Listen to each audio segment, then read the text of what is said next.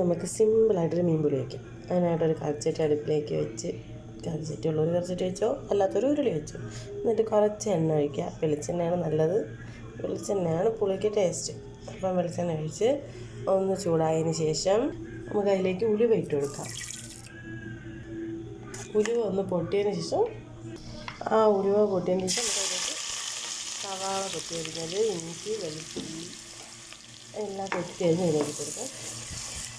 ചതയ്ക്കൊന്നും വേണ്ട, കൊത്തിയരിഞ്ഞത്. എന്നിട്ട് നന്നായിട്ടൊന്ന് മൂപ്പിച്ചെടുക്കാം. ഇതിലേക്ക് നമുക്ക് ആവശ്യമായ ഉപ്പിട്ട് കൊടുക്കാം. ഉപ്പ് ഇപ്പം ഇട്ട് കഴിഞ്ഞാൽ പെട്ടെന്ന് ഉള്ളി വടിക്കും. ഇതൊന്നും വലിയ കാര്യമല്ല, എല്ലാവർക്കും അറിയാവുന്നതന്നെ. എന്നാലും ഇരിക്കട്ടെ, എൻ്റെ വക. ഈ പരുവാകുമ്പോഴത്തേക്ക് നമുക്ക് ഇതിലേക്ക് മസാല ഇട്ട് കൊടുക്കാം.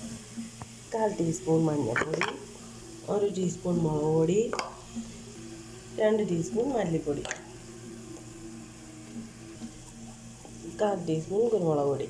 ഇതുകൊണ്ടിട്ട് നന്നായിട്ട് നമുക്കിത് മിക്സ് ചെയ്തെടുക്കാം. നന്നായിട്ട് പച്ചമുളകൊക്കെ മാറി ഒന്ന് മൂത്ത് വരുന്നവരെ ഒന്ന് നന്നായിട്ട് മിക്സ് ചെയ്ത് ഇളക്കിയെടുക്കാം. നമുക്ക് ഈ പരുവത്തിന് നമുക്കിതിലേക്ക് തക്കാളി ഇട്ട് കൊടുക്കാം. തക്കാളി ഞാൻ ഒന്ന് ജസ്റ്റ് ഒന്ന് ഉടച്ചായിട്ട് കൊടുക്കുക. എന്നിട്ട് അതിനകത്തേക്ക് നന്നായിട്ട് മിക്സ് ചെയ്ത് നമുക്കിതിലേക്ക് ആവശ്യമായ കുടംപുളി ഇട്ട് കൊടുക്കാം.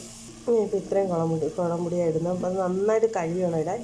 അതിന് നല്ല അഴുക്കുണ്ടാവും, പുകയുണ്ടാവും. അത് നന്നായിട്ട് കഴുകി അതും കൂടെ നമുക്ക് ഈ കറിയിലേക്ക് മിക്സ് ചെയ്ത് ഈ പരുവത്തിൽ നമുക്കിതിലേക്ക് നമ്മളെ മീനും കൂടെ ആഡ് ചെയ്ത് കൊടുക്കാം. അപ്പോൾ നമുക്കിതിലേക്ക് നമ്മളെ മീൻ ഇട്ട് കൊടുക്കാം. എന്നിട്ട് മസാല നന്നായിട്ട് മീനിലേക്ക് ഉണ്ടാക്കി കൊടുക്കാം. ഈ സമയത്ത് നമുക്ക് കുറച്ച് ആവശ്യമായ വെള്ളം ഒഴിച്ച് കൊടുക്കാം. മീൻ വേകാൻ ആവശ്യമായ വെള്ളം നമുക്കിതിലേക്ക് ഒഴിച്ച് കൊടുക്കാം. അപ്പോൾ നമുക്കിതൊരു 5 മിനിറ്റ് ഹൈ ഫ്ലെയിമിലിട്ടേക്കാം. ഒന്ന് കറിയൊക്കെ ഒന്ന് തിളച്ചൊന്ന് ലെവലായി വരട്ടെ. അപ്പോൾ നമുക്കൊന്ന് അടച്ചു കൊടുക്കാം. ഇനി 5 മിനിറ്റ് കഴിഞ്ഞ് നോക്കിയാൽ മതി. അപ്പോൾ 5 മിനിറ്റ് ആയിട്ടുണ്ട്. അപ്പോൾ നമ്മളെ കറി ഏകദേശമൊക്കെ ഒന്ന് തിളച്ച് ഒന്ന് ലെവലായിട്ടുണ്ട്. ഇപ്പോൾ ഹൈ ഫ്ലെയിമിലാണ്. ഈ സമയത്ത് നമുക്ക് ഉപ്പും പുളിയൊക്കെ കണക്കിനുണ്ടോ എന്ന് നോക്കാം. എന്നിട്ട് എന്തെങ്കിലും ആവശ്യമുണ്ടെങ്കിൽ ഇപ്പോൾ ഇട്ട് കൊടുക്കാം. പിന്നെ ലോ ഫ്ലെയിമിൽ ഒരു 5 മിനിറ്റ് കൂടെ, അത് കഴിയുമ്പോൾ കറി റെഡി.